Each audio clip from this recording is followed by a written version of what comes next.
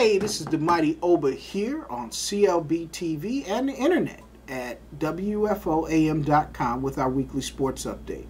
This week, our weekly sports update, we're talking about the subject of racism and the black quarterback. Since the inception of professional football in America, most would agree that black Americans have played an integral part in its development. There's no doubt during its early days and years that blacks played and excelled at just about every position they were given the opportunity to play.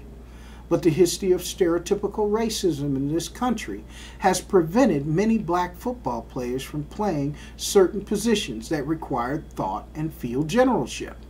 The two positions that blacks were said to be incapable of playing was middle linebacker on defense and what we're discussing today, the position of quarterback on offense. The position of quarterback on a football team is the highest paid position and usually gets the most attention, both positive and negative. If it is the one position that requires an ability to communicate as a leader of men on the football field and also off of it. And many times during our history, we have seen very few blacks given that real opportunity to play this position. One of the first black quarterbacks during his day was Willie Thrower, George Telefauer, and Fritz Pollard.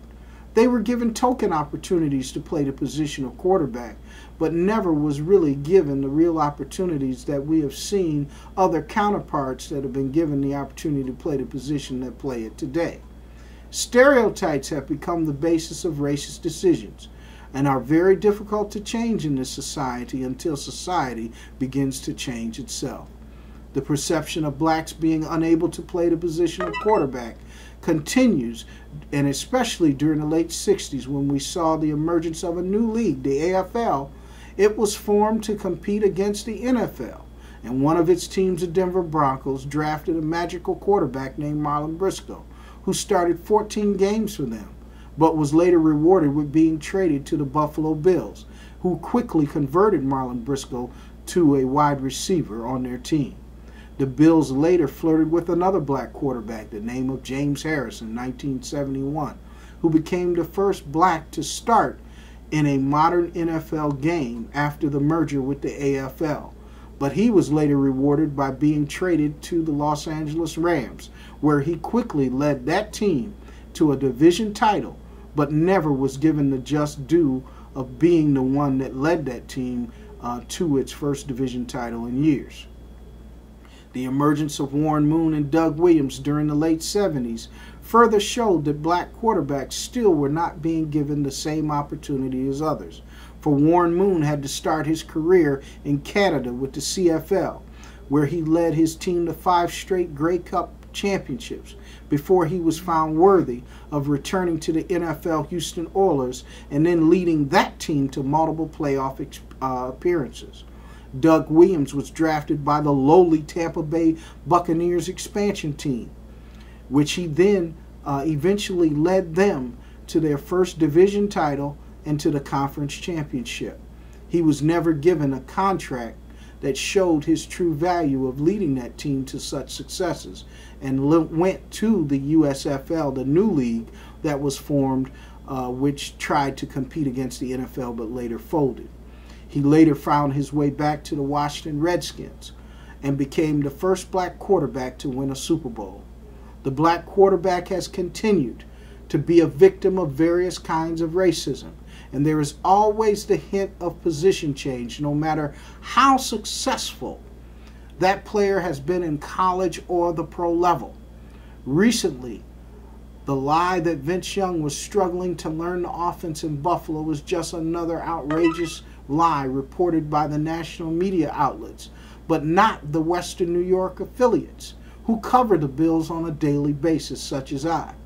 The national media has put this out, misquoting Buffalo Bills head coach Chan Gailey, who merely stated that other quarterbacks were in the offense longer and never referenced Vince Young's ability to understand the offense. I've said it since Vince Young arrived here in the city of Buffalo. It is my belief he will be the eventual starting quarterback for the Buffalo Bills, and it's totally in his hands to make that jump to being a starter.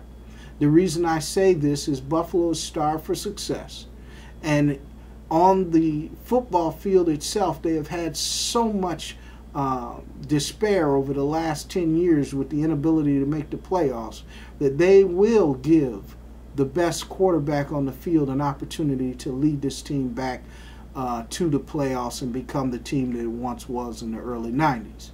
In closing, from Fritz Pollard to Cam Newton, the black quarterback is still in my eyesight being judged in a different standard than their white counterparts, and that the forces and stereotypes of racism still impede the decision of those who judge our young athletes, no matter how much success they have achieved at the collegiate and pro level. Think about it. Cam Newton just had one of the greatest seasons in NFL history for a rookie quarterback, but you still basically hear that Andrew Luck is the perfect quarterback and not Cam Newton, who beat out Luck for the 2010-2011 Heisman Trophy. Please take a look at this yourself. The standard for the black quarterback is still an issue that ultimately lies in race, and that is a major problem. This year, RG3 beat out Andrew Luck for the Heisman Trophy again, but who is said to be the better quarterback? Andrew Luck, not RG3. That shows that there is a problem and how the black quarterback is still being judged.